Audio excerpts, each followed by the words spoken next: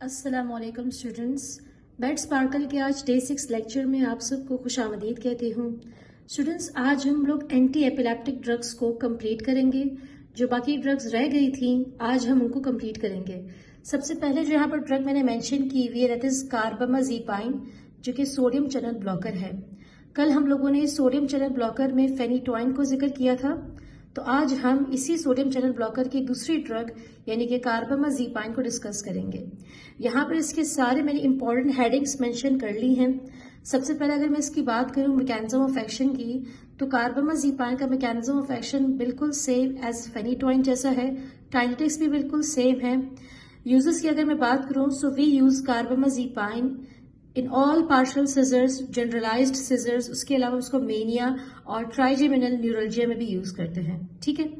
Contraindications की मैं बात करूं तो फेनिटोइन प्रेगनेंसी के सारे ट्राइमेस्टर में कॉन्ट्राइंडिकेटेड था, लेकिन कार्बामाज़ेपाइन को हमें प्रेगनेंसी के फर्स्ट ट्राइमेस्टर में अवॉइड करना होगा।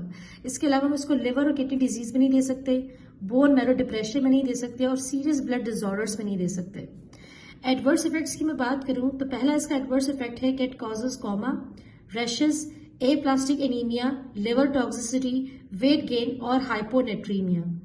अब स्टूडेंट्स यहाँ पर आप एडवर्स इफेक्ट्स और कॉन्ट्राइंडिकेशंस को कोरिलेट कर सकते हैं। जैसे कि ये सबसे पहले ये एप्लास्टिक एनीमिया कॉज कर रहा है, दैट्स वाई आप इसको सीरियस ब्लड डिसऑर्डर्स में नहीं दे सकते। उसके अलावा ये लिवर टॉक्सिसिटी कॉज कर रहा है, तो आप इसको लिवर डिजीज में नहीं दे सकते। तो इस तरह से आप इसके एडवर्स इफेक्ट्स और कॉन्ट्राइंडिकेशंस को कोरिलेट कर सकते हैं। यानी कोई भी ड्रग अगर कोई एडवर्स इफेक्ट शो कर रही है तो उस कंडीशन में आप वो ड्रग नहीं दे सकते।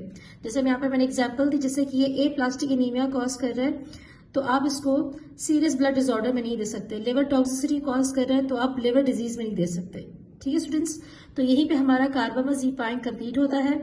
Okay students, now we are going to discuss the drug gabapentin, जो कि गाबा इनहेंसर की क्लास ऑफ ड्रग से बिलोंग करती है। सबसे पहले आप बात करते हैं इसके मैकेनिज्म ऑफ एक्शन की।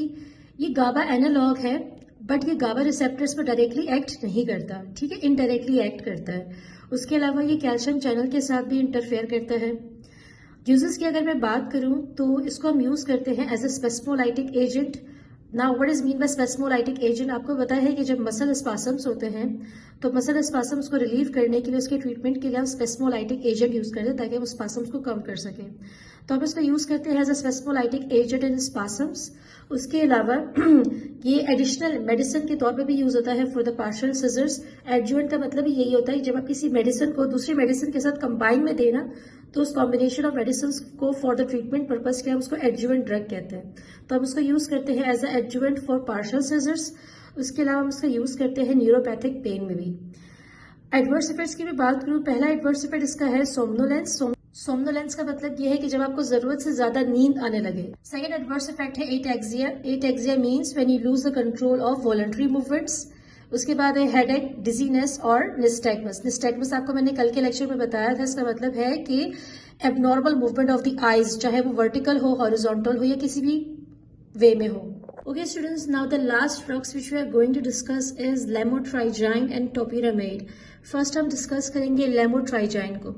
अगर मैं इसके मैकेनिज्म ऑफ एक्शन की मैं बात करूं तो ये सोडियम और कैल्शियम दोनों चैनल्स को ये ब्लॉक करता है। ठीक है। यूजेस की अगर मैं बात करूं तो ये यूज करते हैं हम इसको पार्शियल और जनरलाइज्ड सीजर्स में, एब्सेंट सीजर्स में।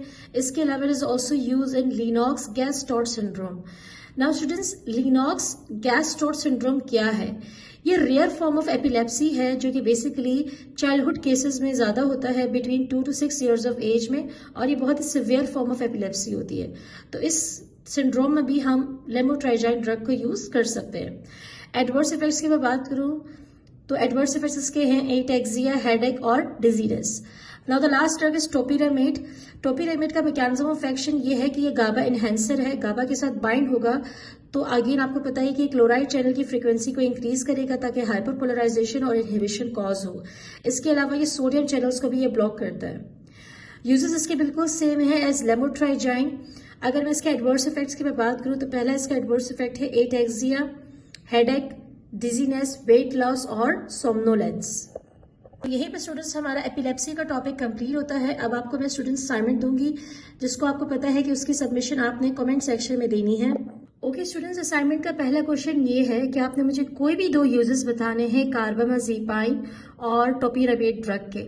इसके अलावा आपने मुझे कोई भी दो एडवर्स इफेक्ट्स बताने हैं कार्बामाज़ेपाइन। यह असाइनमेंट के दो क्वेश्चन है स्टूडेंट्स। अगेन मैं आपको बता रही हूँ, इसके आंसर्स आपने मुझे कमेंट सेक्शन में देने हैं, जो कि कंपलसरी है for getting the certificate.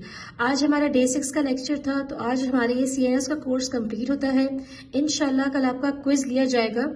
Quiz आपका 20 मार्क्स का होगा, जिसमें 20 MCQs होंगे और एक MCQs 1 मार्क का होगा। पासिंग मार्क्स 10 है। ये असाइनमेंट की सबमिशन हर लेक्चर की और उसके बाद क्विज, जब ये दोनों आप कंप्लीट कर लेंगे, क्लियर कर लेंगे, इसके बाद ही स्टूडेंट्स आपको सर्टिफिकेट दिया जाएगा, जो कि आप फिर हमारी वेबसाइट पर जाकर इजीली वहां से डाउनलोड कर सकते हैं। इसके साथ ही स्टूडेंट्स, अगर इस लेक्चर से रिलेटेड आपका कोई भी क्यूरी हो, कोई भी क्वेश्चन हो, तो आप कमेंट सेक्शन में पूछ सकते हैं।